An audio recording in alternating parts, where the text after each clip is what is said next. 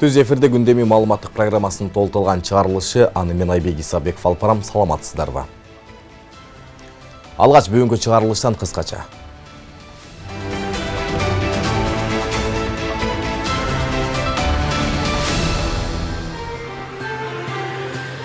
Элдин биримдигин бекемдөө үчүн мамлекеттик тилди өнүктүрүү, көп тилдүүлүктү сактоо учурдун талабы. Бишкекте улуттар аралык мамилелерди бекемдөөгө жана кыргыз жараны концепциясын жүзөгө ашырууга арналган форум өттү. Карапайым калк жыйнаган түшүмүн сата албай кыйналууда. Кыргызстанда жаңгактын баасы 3 эсе түшүп кетти. УКМга массалык башаламандык уюштурууга чакырык жасаган фейк аккаунттун ээсин кармады. Айчүрөк сууда борборунун ээси Анвар Габбазовго сыртынан айып тагылып, эл аралык издөө жарыяланды.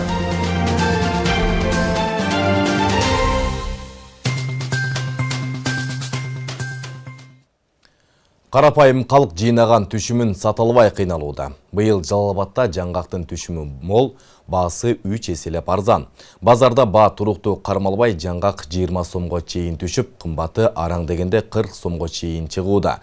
Жылдагыдай инвесторлорда жок.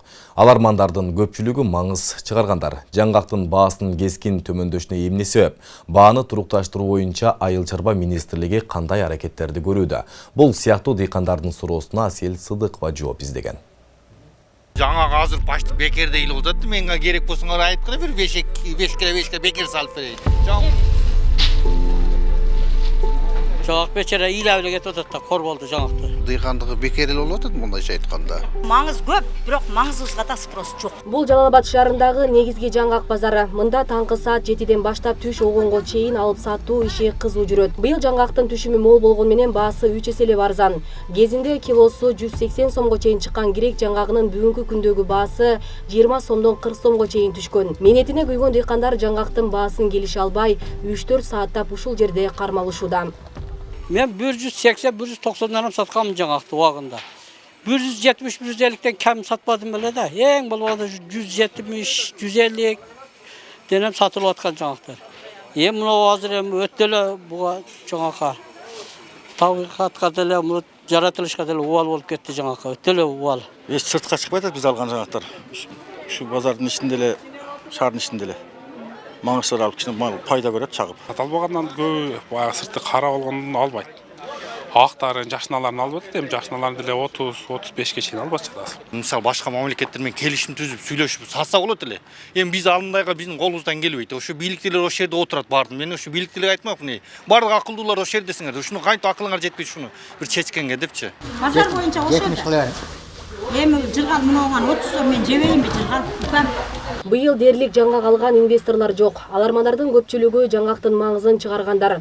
Муну менен жаңгактын баасын 60 сомдон айлантууга болот дешет. Бирок маңыздагы өткөн жылга салыштырмалуу 100 сомго арзан. Маңыз былтыр бу малда 250-260 мындай общийлер. Көпөлөктөр 320-340га чейин болчу. Быйыл көпөлөк 250-230-220, общийлери 150-160, 100 сомдон арзан. Эжек айтсаңыздар, маңызды кайсы жакка алып чыгып атасыздар негизи? Кайсы жакка сатып аласыздар? Эми мына базар коргондо бир түркүбүз бар. Ошол эле алып атат. Башка алган адам жок. Ассаламу алейкум. Меге базар болгон жаңгак базары. Ал эми Базар Коргон районундагы базарда жаңгакты электен өткөрүп, чоңун иргеп алып жатканын көрүүгө болот. Уюлдук телефонго тартылган видеодо жергиликтүү тургун нааразычылык билдирүүдө. Түшүмдүн мол болгону, анын үстүнө баанын арзандыгынан дыйкандар жаңгакты майдалап малга жем катары пайдаланып жаткан видеолор менен бөлүшүүдө. Калай калк, мына жаңгак менен арпанын жеми бар. Келгиле. Адистер баанын кескин төмөндөшүн Кытайдан келген жаңгактын көлөмү көбөйгөнү менен түшүндүрүшөт. Буга чейин Өзбекстан, Россия, Кытай жана Түркиядагы инвесторлор Кыргызстандан алса эми Кытай жаңгагына басым жасалып жатканы айтылат. Маселе боюнча Айыл чарба министри Аскарбек Жаныбековдун да кабары бар. Ал дыйкандар жаңгакты кымбат сатуу үчүн жок дегенде таңгактаганды үйрөнүшү керек деп түшүндүргөн. Жылда бизде Турция, Кытай, бизден Өзбекстан жаңгактын маңызын сатып алат болчу, баа кескин түрдө жогорулуп, жакшы баада сатылчу. Ошого байланыштуу быйыл биз сатып алуучулар боюнча сүйлөшүп жүргүзүп атабыз. Бул боюнча Айыл чарба министрлигине кат жазып, канча тонна жаңгагыбыз бар, канча биз сатканга мүмкүнчүлүгүбүз бар маалыматтарды бердик. Бул боюнча иш жүргүзүп бергиле, инвесторлорго таап бергиле деген маселелерди койгонбуз. Жаңгак Кыргызстандын улуттук байлыктарынын катарына кирет. Жаңгак токойлор Жалал Абад облусунун Базаркоргон, Ноокен жана Сузак райондорунда орун алган. Жалпысынан облуста 33 000 гектардан ашык жаңгак токою бар. Анын ичинен 28 000 гектары жарандарга ижарага берилген. Асия Сыдыкова, Замирбек Тойчубаев, Регион телеканалы, Жалал Абад облусу. Кыргызстан Палестина элинин көз карандысыздыкка жана суверендүү мамлекетти түзүүгө болгон мыйзамдуу укуктарын тааныйт. Ошондой эле Газа тилкесине гуманитардык жардам берүүгө даяр. Бул тууралуу президент Садыр Жапаров Эр-Рияд шаарында өткөн Ислам кызматташтык уюмунун кезексиз саммитинде сүйлөп жатып билдирди. Өлкө жетекчисинин мындай маанилүү билдирүүсү Кыргызстан адилеттүүлүктү колдогон өлкө экенин бышыктаарын серепчилер белгилешүүдө.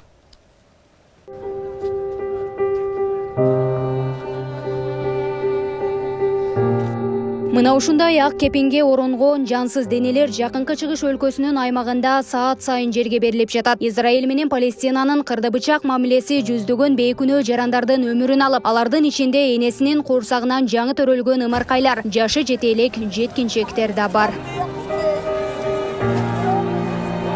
Эки тараптын аеосуз согушу 2023 жылдын 7-октябрында Израиль Газа сектору тараптан ракеталык чабуулга туш болгондон тарта курчуп кеткен. Израиль чабуул жасалгандан бери Газа менен чектешкен калктуу конуштарды өз көзөмөлүнө алып, сектордун аймагындагы объектилерге сокку ура баштаган. Мындан тышкары аймакты толугу менен блокадалап, суу, азык-түлүк, электр кубаты, дары-дармек, отун ташуу токтотулган. Мындан улам зор жоготууларга дуушар болуп жаткан Палестина элине Кыргызстан гуманитардык жардам көрсөтүүгө даяр. Бул тууралуу президент Садыр Жапаров Ислам кызматташтык уюмунун кезексиз саммитинде билдирди. Биз палестиналык боордошторубузга тышкы агрессияны жана бейкүнөө адамдардын өлүмүн токтотууга колдоо көрсөтүү, ошондой эле гуманитардык жардам берүү биздин жалпы милдетибиз деп эсептейбиз. Бейкүнөө жарандардын, анын ичинде наристе балдар менен аялдардын өмүрлөрү кыйылышы кабыл алынгыс жана эл аралык коомчулук тарабынан кеңири айыпталууга тийиш. Аны менен катар Жапаров Кыргызстан Палестина элинин көз карандысыздыкка жана суверендүү мамлекетти түзүүгө болгон мыйзамдуу укуктарын тааный турганын кошумчалады. Ошол эле учурда Коопсуздук кеңешин жана Бириккен Улуттар уюмунун башкы ассамблеясын Газа тилкесиндеги зордук зомбулукту токтотуу жана коопсуздук кризисин жөнгө салуу үчүн эффективдүү чараларды көрүүгө чакырды. Адилеттүүлүк, теңдик жана адам укуктарын урматтоо принциптери Израиль-Палестина жаңжалын чечүүгө умтулууда биздин иш аракеттерибизге жетекчилик кылууга тийиш. Кыргыз Республикасы бүткүл жакынкы чыгышта адилеттүү жана туруктуу тынчтыкка жетишүүгө багытталган бардык күч аракеттерди колдойбуз. Мамлекет башчысынын мындай маанилүү билдирүүсү Кыргызстан тынчтыкты колдоп, адилетсиздикке каршы өлкө экенин ачык айгинеледи. Жаңжалды чечүүдө теңдик жана адам укуктарын урматтоо принциптери эң башкы ролдо экенин серепчилер да бышыкташууда. Ар жерлерде ар кандай сөздөр болуп атат. Эң башкысы ушулар бекер жөнүнөн кан төгүлүп каршы болуп жатат. Алда да күнөөсү жок. Жаш адамдар, балдар, үй бүлөлөр канча үйсүз калып атат, тамак ашып суусуз калып атат дегенде ошондой ынтымак ушундай бир жакшы тенденция болуп атат да. Ошондон биз ойлойбуз, Кыргызстан позициясы деле ошондой, биз колдойбуз. Буга чейин Бишкекте Палестина элине тилектештик билдирүү максатында 2 жолу акция өткөрүлгөн. Аны менен катар социалдык тармактарда Палестинаны колдоо максатында Израиль өндүрүшүнө бойкот жарыялаган флешмобдор да жарыяланууда. Биз алып аткан еврейлердин товары бул аларга ок болуп мусулмандарды өлтүрүп атат. Токтотолу. Тилекке каршы азыр ушу Палестина боюнча дагы Израиль экөө согуш ортосунда. Бизде өкмөт башчылары иштеп отурган депутаттардан баштап министрлерге чейин мындай ой пикирлерди жазаган эмес. Албетте биз тынчтыкта калабыз. Себеби дегенде 2 жолу улут аралык кан төгүлүш болуп кетти. 3 жолу мына тажиктер менен ушундай согуш болуп кетти. Негизги Садыр Нуркожоевичтин айткан ой пикиринде арде эч кандай терс айтылган сөздөр болгон эмес. Себеби дегенде арде тынччылыкка чакырган. Белгилей кетсек, Газа тилкесинин саламаттык сактоо мекемеси 1 айдан ашуун согушта каза тапкандардын саны 11 000 кишиге жетип, 28 000ден ашыгыраак адам жаракат алганын маалымдаган. Ал эми Израилден 1200 киши көз жумуп, жабыр тарткандардын саны 5 000ге чукул экени айтылууда. Гүлдана Мумунова, Аскат Касымбеков, Регион телеканалы, Бишкек шаары. Кыргыз жараны бирдиктүү эл күчтүү өлкө. Мындай аталыш менен Бишкекте улуттук мамилелерди бекемдөөгө багытталган форум өттү. Кыргызстандагы 5 жылдык кыргыз жараны концепциясынын негизинде ишке ашууда. Анда ар кыл этностун өкүлдөрүнүн арасындагы биримдикти күчөтүү менен өлкөнүн экономикалык, социалдык абалын жакшыртуу, жарандарга жакшы шарт түзүп берүү маселелери талкууланды. Этностордун ортосундагы ынтымак Кыргызстандын гүлдөп өнүгүшүнүн башкы шарты. Бир тараптуу көздөш керек. Элдин биримдигини бекемдөө үчүн мамлекеттик тилди өнүктүрүү, көп тилдүүлүктү сактоо учурдун талабы. Бул жөнүндө мамлекеттик катчы Сүйөнбек Касманбетов Кыргыз жараны бирдиктүү эл күчтүү өлкө форумунда президент Садыр Жапаровдун кайрылуусун окуп жатканда билдирди. Бишкекте улуттар аралык мамилелерди бекемдөөгө жана Кыргыз жараны концепциясын жүзөгө ашырууга арналган форум уюштурулган. Улуу эпосубуз Айкөл Манас атабыз кулаалы таптап куш кылдым курама жыйып журт кылым деп айтканы баарыбызга маалым. Эзелтеден элибиздин курамына ар түрдүү этностордун өкүлдөрү кошулуп келген. Ошондой эле бүгүнкү күндө дагы Кыргызстанда жашаган 80ден ашуун ар кыл этникалык топтор түзүп, ыйык алато жергебизде ынтымак ырашкерликте жашап жатышат. Көп этностуу элибиздин достугу жана биримдиги, мамлекеттик саясаттын негиз көзөгү, Кыргызстандын гүлдөп өнүгүшүнүн башкы шарты. Ырыс алды ынтымак. Бул макалда ата-бабаларыбыздын улуу осуяты камтылган. Эркиндикти сүйгөн элибиздин эң негизги байлыгы бул албетте биздин биримдигибиз. Өлкө башчысынын жарлыгы менен 2021-2026 жылдары Кыргыз Республикасында жарандардын кыргыз жараны деп өзүн таануусун өнүктүрүүнүн концепциясы бекитилген. Ал этностор аралык биримдикти бекемдөө, жарандын иденттүүлүгүн калыптандыруу, мамлекеттик тилди өнүктүрүү сыяктуу 5 артыкчылыктуу багыттарды камтыйт. Өзүңүздөр билесиздер, азыр ааламдашу мезгилинде дүйнөдөгү тилдер, маданияттар, көп өлкөлөр жумурулушуп жокко чыгып кетип жатат. Ошондуктан бизде Кыргызстандагы конституциянын негизинде жашап аткан элдерди, этносторду сыйлоо боюнча бизде алардын тилин, каада салтын, үрп-адаттарын сактоо боюнча абдан чоң бул кыргыз жараны өнүгүү концепциясында маселе коюлган. Форумда мамлекеттик тил, коопсуздук, жаштар арасындагы жумушсуздук, миграция көйгөйлөрү талкууланып, чечимдери сунушталды. Аны менен катар улуттар аралык биримдик, ынтымак өлкөнүн экономикалык, социалдык өнүгүүсүнө таасир тийгизери да айтылды. Дүйнөдө болуп жаткан этностук, диний жана мамлекеттер аралык кагылышууларга тилекке каршы көп болуп жатабыз. Ушундай оор, татаал учурду үчүнчү күчтөр өз пайдасына бурмалап, тынч элди бөлүп жарып, чыр чатак чыгарууга аракет жасабайт деп эч ким кепилдик бере албайт. Мындай коркунучка бир гана элдин биримдиги, этностордун ортосундагы ынтымак, аксакалдарыбыздын даанышмандыгы, жаштарыбыздын сабырдуулугу, тунук акыл гана туруштук бере алат деп ойлойм. Мекенибизде кыргыз жараны иденттүүлүгүн калыптандыруу, ар бир инсандын өзүн кыргыз жараны деп таануусу, жалпы билим берүүнүн жана инсанды тарбиялоо жана өнүктүрүү боюнча иш-чаралардын маанилүү бөлүгү болууда.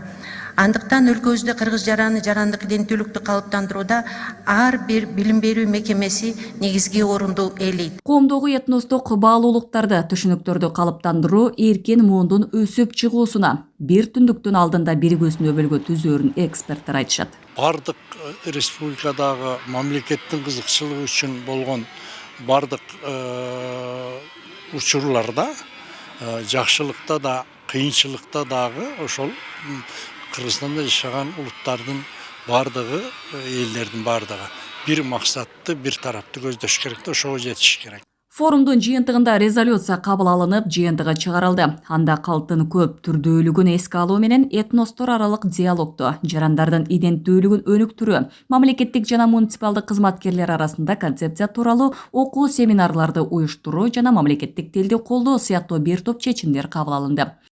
Акылай Карабаева, Кундуз Кенжебаева, Замирбек Тойчубаев, Регион. 2023 жылдын 19 ноябрында массалык башаламандык уюштурууга чакырган Facebook социалдык тармагынын колдонуучусу кармалды. Бул тууралуу Улуттук коопсуздук мамлекеттик комитетинен билдиришти. Маалыматка ылайык Кылмыш жаза кодексинин 278 беренеси массалык башаламандык боюнча козголгон кылмыш ишинин алкагында көрүлгөн ыкчам иликтөө иш-чараларынын жүрүшүндө массалык башаламандыкка жана бийлик өкүлдөрүнүн мыйзамдуу талаптарына баш ийбөөгө чакырыктарды такай жарыялап турган Facebook социалдык тармагындагы Адис Жумагулов аккаунтунун колдонуучусу 1980-жылы туулган Кыргыз Республикасынын жараны аныкталып кармалды. Өз аракети үчүн жоопкерчиликтен кутулуу үчүн колдонуучу купуялык орнотуп алган.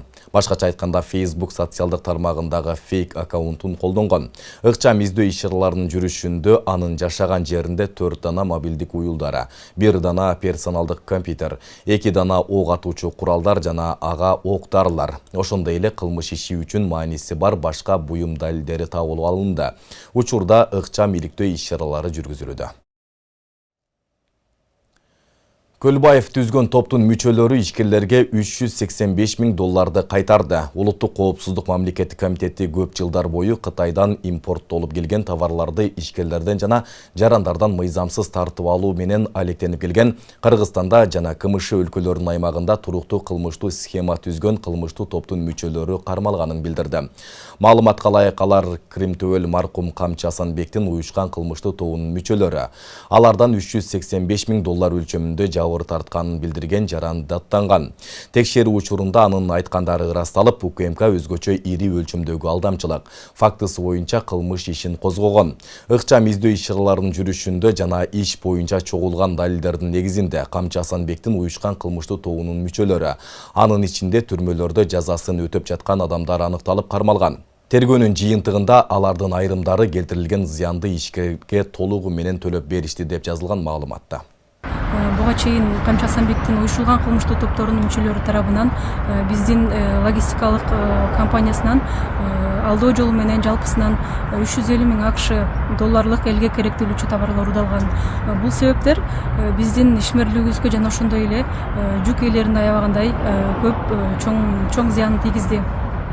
Натыйжасында УКМКнын кызматкерлери тарабынан бир катар ыкчам издөө иш-чаралары жүргүзүлүп, Камчы Асанбектин уюшулган кылмыштуу топторунун бир катар мүчөлөрү кармалып, жана ошондой эле ыкчам тергөө иш-чараларынын негизинде биздин компанияга келтирилген көп суммадагы акча толугу менен кайтарылып берилди. Бишкек шаарындагы Сум Айчүрөк соода борборунун ээси Анвар Габазовго сыртынан айып тагылып, эл аралык издөө жарыяланган УКМКнын маалымат кызматы кабарлады. Билдирмеге караганда Габазов Кримтөбөл Камчы Көлбаевдин уюшкан кылмыштуу тобунун мүчөлөрүн каржылап, кылмыштуу кирешелерди легалдаштыруу менен алектенген. Мындан улам ага карата кылмыш жаза кодексинин 263 беренесинин 1-бөлүгү боюнча иш козголду.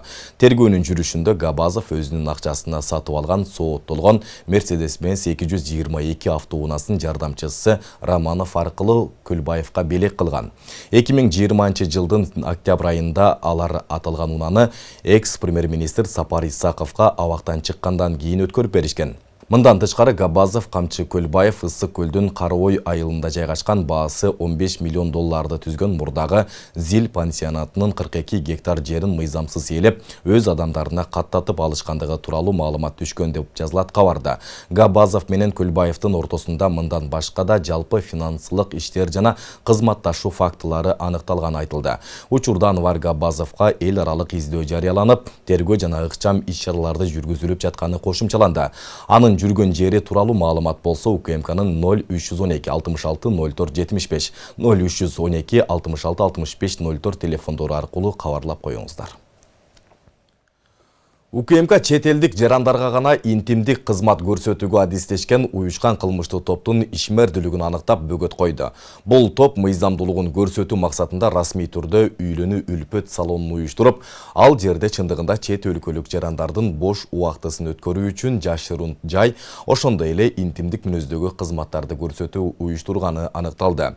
Ошондой эле жаш кыздарды официант катары ишке алуу механизми түзүлүп, анын жүрүшүндө уюштуруучулар аларды ар кандай шылтоолор, анын ичинде коркутуу, шантаж жана каржылык көз карандылык аркылуу сойкулукка тартуу активдүү аракет кылышкан.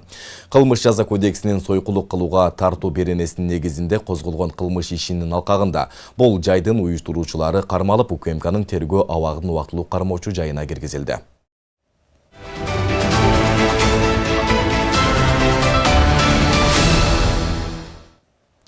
Кыргызстанда кызылча оорусу боюнча абал оор бойдон сакталууда. Бул тууралуу бүгүн 13 ноябрда Саламаттык сактоо министрлиги билдирди.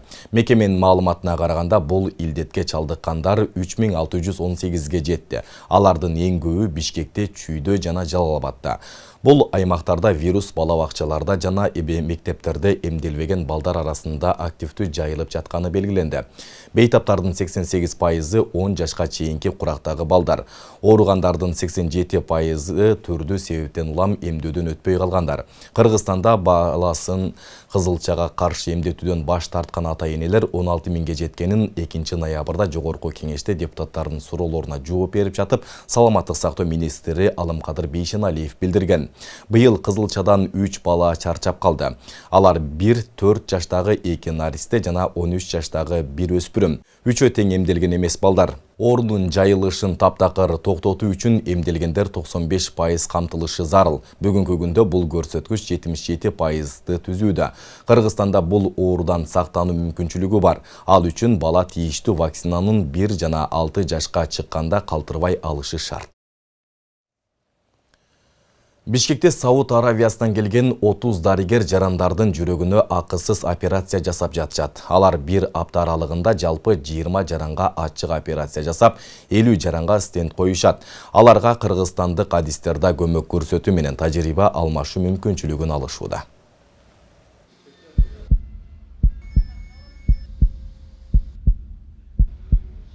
Тилекке каршы Кыргызстанда жарандардын 50%дан ашууну жүрөк жана кан тамыр оорулары менен жабыркап келет. Анын соңу көпчүлүк учурда өлүм менен аяктайт. Ал эми дал ушул тапта чет өлкөдөн тагыраагы Сауд Аравиясынан келген адистер кыргызстандык жаранга операция жасап жатышат. Мунун негизги максаты Кыргызстандагы жарандардын ден соолугуна кам көрүү жана биздин адистер менен тажрыйба алмашуу. Ушул тапта Сауд Аравиядан келген хирургтар 6 жарандын жүрөгүнө ачык операция жасады. Операция учурунда дарыгерлер аз дегенде 6 сааттай болгон мүмкүнчүлүгүн жумшап, жүрөктүн мындан ары согуп, жашап кетишине аракет көрүшүүдө. Азыр деген бул эркек киши бир капкакчасы жакшы иштебей калган. Ошого азыр операция, ошо капкакчаны азыр деген которуп атышат. Жашы 48-де. Сауд Аравиядан Бишкекке жалпы 30 хирург, тактап айтканда 2 дарыгерлер тайпасы келген. Биринчи дарыгерлер тобу кыргызстандык хирургтар менен биргеликте 20 адамга ачык операция жасашат. Операция акысыз өтөт. Бирок ага керектелүүчү айрым шаймандардын акысы жарандар тарабынан төлөнөт. Биздин жарандар өзлөрүнүн жанакы лечение деген бар да, бизде дарылоо, дары-дармектер, ошол эле перевязочный материал, жанак жипшуулар, ар кандай нерселер кетет. Ага деген реанимациядагы кетчү дары-дармектерге ошолорго биздин жарандар мурункудай эле антимонополный комитет аркылуу бекитилген, ошонусун төлөшөт. Бекер деген эмес. Булар алып келген жанакы клапан, искусственный клапан, оксигенатор деп коет. Ошол эле шаймандарга алар алып келди, ошол бекер. Ал эми чет элдик дарыгерлерден дагы бир тобу Мерахимов атындагы кардиология жана терапия улуттук борборунда 16 жарандын жүрөгүнө стенд коюу операциясын жасашты. Учурда алардын абалдары жакшы деп бааланууда. Бүгүнгө бир 15-16 операция жасалды да. Анан ошол биз ошолордун баардыгын карап чыктык. Мен өзүм дагы бардым. Баардыгы өздөрүн Кудай буйруса бактылуу сезип атышат да. Баардыгынын ден соолугу жакшы. Анткени жана инфаркт деген оору болбойт. Азыр эми ушул мына стенттер коюлду да. Эми кадимкидей чуркап, базып, күнүмдүк жашоосу, жумушу мындай баардыгы жакшы болот да. Саламаттык сактоо министрлигинин колдоосу менен чет элдик дарыгерлердин келүүсү кыргызстандык адистер үчүн да жакшы мүмкүнчүлүк жаратууда. Алар бир жума аралыгында чогуу операцияларды жасоо менен тажрыйба алмашып, жаңы технологияларды үйрөнө алышат. Биз үчүн өтө маанилүүсү ушу биздин дарыгерлер дагы алар менен чогуу иштеп, мындай тажрыйба алмашуу, анан биздин жаш дарыгерлерге дагы ушундай бир жакшы неме болуп атат да, өзүнчө сабак болуп атат. Бул Сауд Аравиясы менен Кыргызстандын ортосундагы келишим. Биз бул жакта жасай албаган операцияларды жасап жатабыз. Алардын бири мини инвазивдүү хирургия деп коет. Бул дегени төштүн баарын кеспей эле каптал жагынан кичинекей кесик аркылуу жасалат. Белгилесе Кыргызстанда жүрөк кан тамыр ооруларынан жыл сайын чейин 52%, башкача айтканда 20 миңге чукул адам көз жумат. Алардын көпчүлүгү жаш муундагылар. Республика боюнча өткөн 2022 жылы бул дарт менен 16500 адам бул дүйнө менен кош айтышкан. Нурзада Сыдыкова, Майрамбек Абдибилал уулу, регион Бишкек.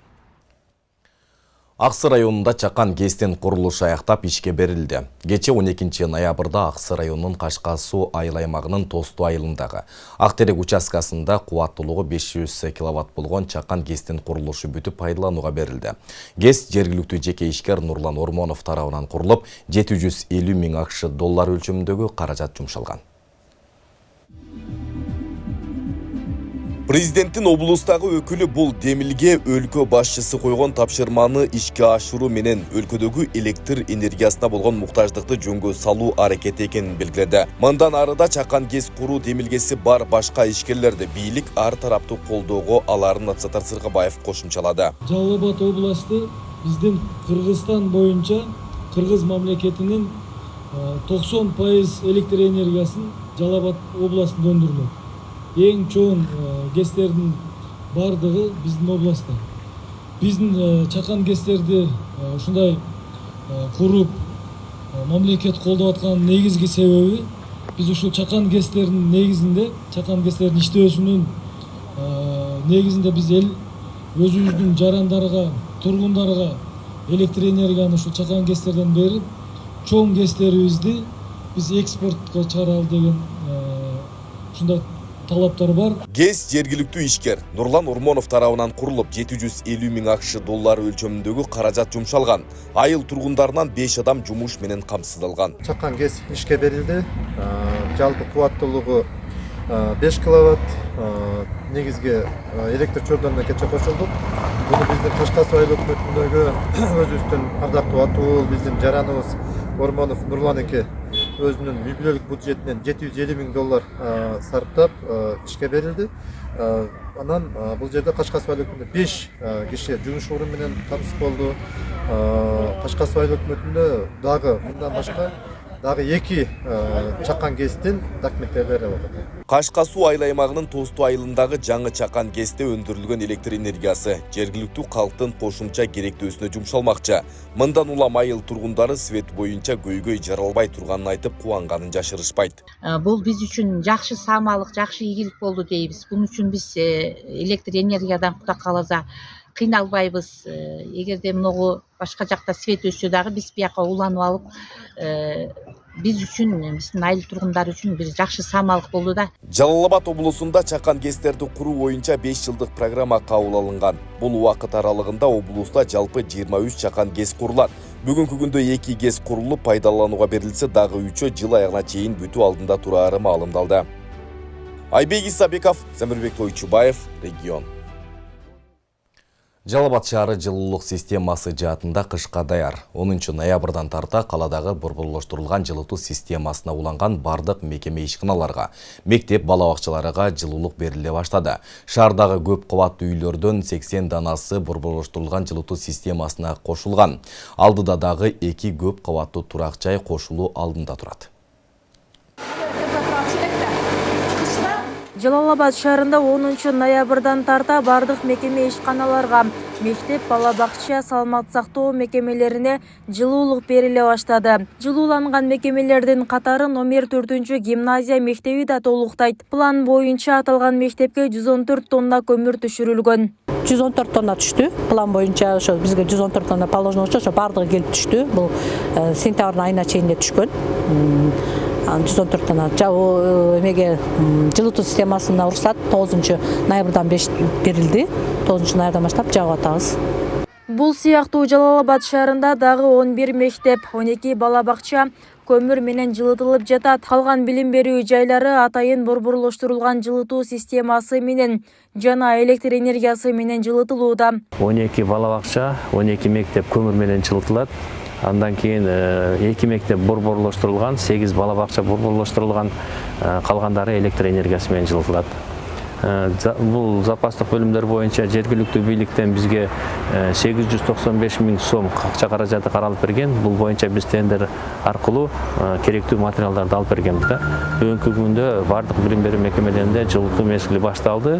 Азыр жылуулук нормага жараша жылуулук берилип атат. Мындан сырткары борборлоштурулган жылытуу системасы аркылуу калаадагы 80 көп кубаттуу үй жылуулук менен камсыздалды. Быйыл жылытуу системасына башка көп кубаттуу үйлөрдү кошуу пландалган эмес. Анын ордуна отканалардын кубаттуулугун жогорулатуу жагы каралган. Калаада 18 откана болсо, баары планга ылайык оңдоп түзөөдөн өткөрүлгөн. Кыргыз жылуулук энергия мамлекеттик ишканасынын Жалалабаддагы филиалы бул пландан сырткары бир жума аралыгында шаардагы 2 көп кубаттуу үйдү жылытуу системасына жаңы кошуп жатат. Учурда даярдык жумуштары дээрлик аяктап калды. Жылуулук системасындагы абаны топтолгон абаларды чыгарыш керек. Же болбосо ошол батирелердин ичинде жылуулук системаларынан кандайдыр бир утечкалар пайда болсо, биздин кызматкерлерге тез аранын ичинде кайрылсаңыздар болот. Борборлоштурулган жылытуу системасы аркылуу шаарда көп кубаттуу үйлөрдөн сырткары 30дан ашуун бюджеттик жана коммерциялык мекемелерде жылуулук менен камсыздалат. Ал үчүн 1200 тонна көмүр, 670 тонна мазут камдалып, күз-кыш мезгилдерине толугу менен даяр абалда. Убисара Орозалиева, Баяман Тургуналиев, Жалалабад шаары. Орусиядагы кыргызстандык мигранттардын дээрлик 40%-ын аялдар түзөт. Алар үй бүлөсүнө камсыздоо үчүн эмгек миграциясын тандаганы менен Кыргызстанда туугандарынын колунда калган балдары ар кандай кыйынчылыктарга кабылышат. Аялдар өздөрү да чет жакта укуктары тебеленген учурлар көп катталат. Мындай жагдайлардын алдын алуу, зомбулукту болтурбоо максатында Жалалабадда мигрант энелер жана балдар менен иштеген уюмдарга форум уюштурулду. Анын максаты кыргыз жана орусиялык коммерциялык эмес уюмдар тарабынан мигрант аялдарга жардам көрсөтүү механизмдерин иштеп чыгуу. Аялдар туш болгон кыйынчылыктарды маданий, гуманитардык жана билим берүү долбоорлорунун жардамы менен жеңүү болуп саналат.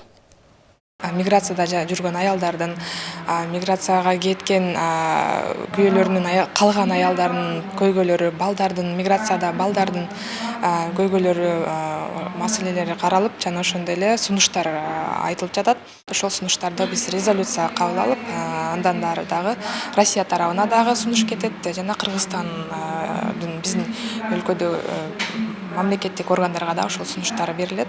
Кандай жол менен, кандай кылып чечип